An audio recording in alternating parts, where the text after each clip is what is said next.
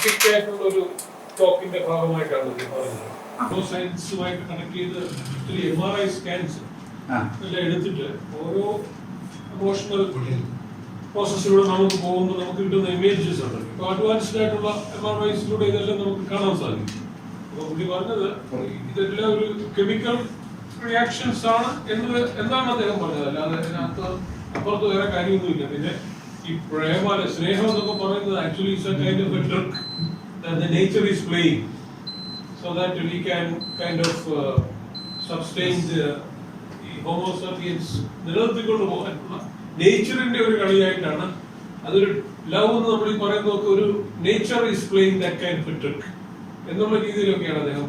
അപ്പം ഈ സെമിനാർ കഴിഞ്ഞപ്പം അവിടെ ഈ പ്രണയം എന്നുള്ള വിഷയത്തിലെ ന്യൂറോ സയൻസുമായിട്ട് ബന്ധപ്പെട്ട് എന്താണെന്ന് കേട്ട് കുറെ കൂടെ പ്രണയത്തെ എൻഹാൻസ് ചെയ്യാനാണ് പലരും അവിടെ വന്നത്. അതിൽ പലരും 50 വയസ്സിൽ കൂടുതലുള്ളവരായിരുന്നു. പക്ഷെ കഴിഞ്ഞപ്പോ പറഞ്ഞു ഇതൊക്കെയാണ് പ്രണയമെങ്കിൽ അത് വലിയ കാര്യമൊന്നും ഇല്ലെന്നുള്ള രീതിയിലാണ് ആളുകൾ അവിടെ നിന്ന് പിരിഞ്ഞു പോയത്. പിന്നെ പുള്ളി പറഞ്ഞത് ഈ പ്രണയത്തിൽ ഉണ്ടാകുന്ന ചില മാനസിക ആഘാതങ്ങൾ ഉണ്ടാകും. പക്ഷെ നമ്മൾ അതിന്റെ യഥാർത്ഥത്തിൽ MRI സ്കാൻ പരിശോധിച്ചു കഴിയുമ്പോൾ ഉണ്ടാകുന്ന ആഘാതം ഒരു പല്ലുവേദന വരുമ്പോൾ നമുക്കുണ്ടാകുന്ന വേദന പോലെ ഉള്ളൂ.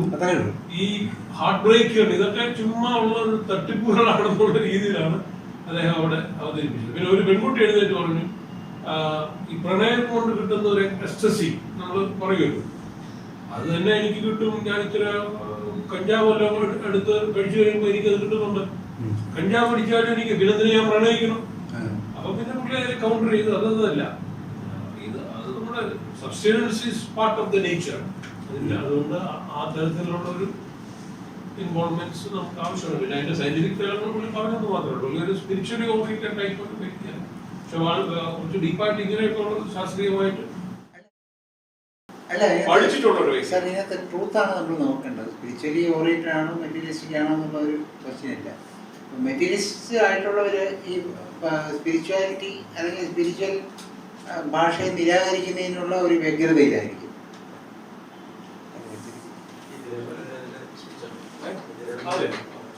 കേട്ടോ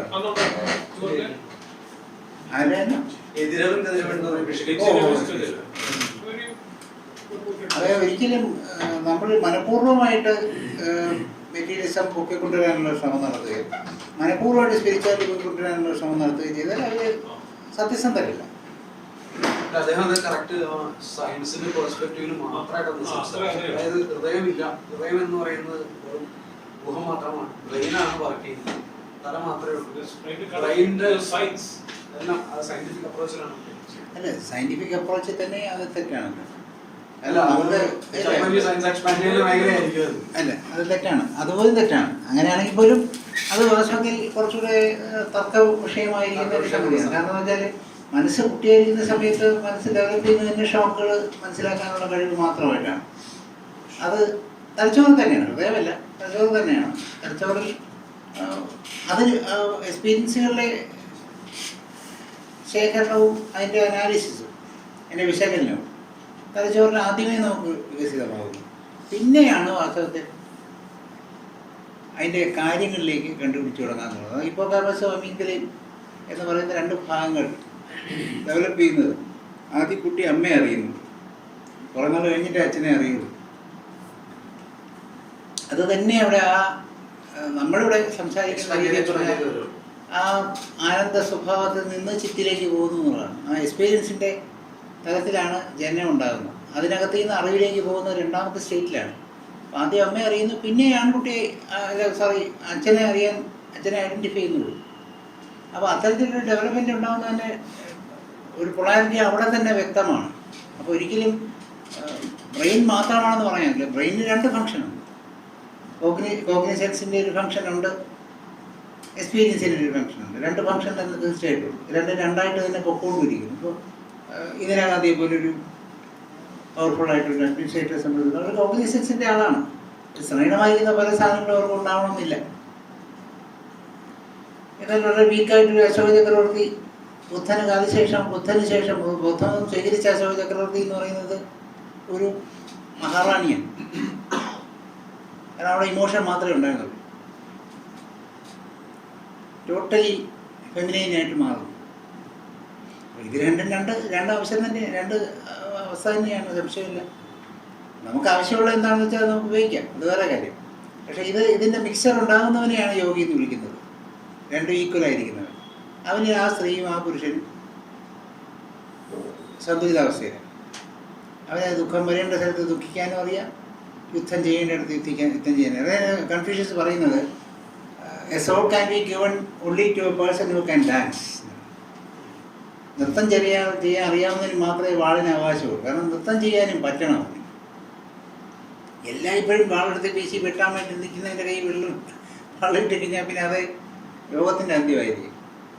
അപ്പോൾ there should be a balance between strike, a balance between both.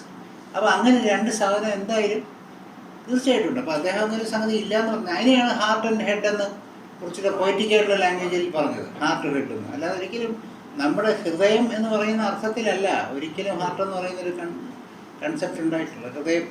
ഹൃദയസരസിലെ പ്രണയപുഷ്പമേ എന്ന് പറയുമ്പോഴത്തേക്ക് ഹൃദയസരസിൽ എൻ്റെ ഹാർട്ടിൽ ബ്ലോക്കുകൾ കിടക്കുന്നുണ്ട്. അതൊക്കെ പുഷ്പങ്ങളായിട്ട് സങ്കല്പിക്കുകയാണെങ്കിൽ 8 പുഷ്പങ്ങൾ എൻ്റെ ഹൃദയത്തിലുണ്ട് ഹൃദയസരസിൽ.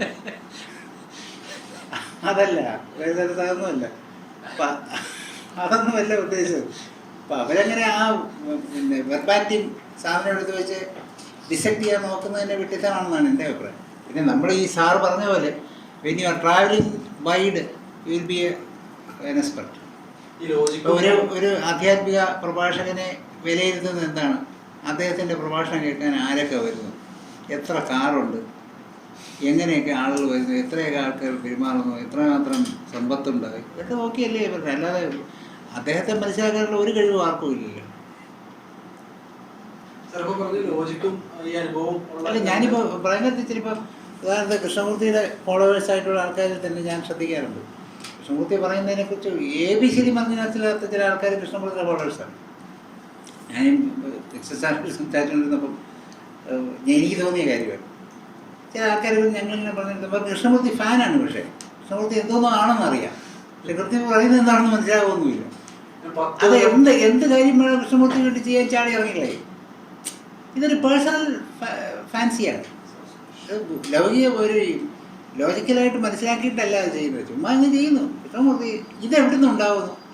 അത് കാണുന്ന മുഴുവൻ കൃഷ്ണമൂർത്തി ഫൗണ്ടേഷൻ പരിപാടി അങ്ങനെയൊക്കെയുള്ള പ്ലാനുകളെല്ലാം കാണുമ്പോൾ ഇതൊക്കെ ഒരു ഹിപ്നോട്ടിസം ഉണ്ട്. തീർച്ചയായിട്ടും ആ ഹിപ്നോസിസിൽ വർക്ക് ചെയ്യുമ്പോൾ അത് തോന്നുന്നത് ഭയങ്കരമാണ്, എന്തൊക്കെ പറയുന്നുണ്ട്, ഇതൊക്കെ സത്യമാണ് എന്ന് പറഞ്ഞാൽ ഹിപ്നോസിസം, മാസ് ഹിപ്നോസിസം വർക്ക് ചെയ്യും.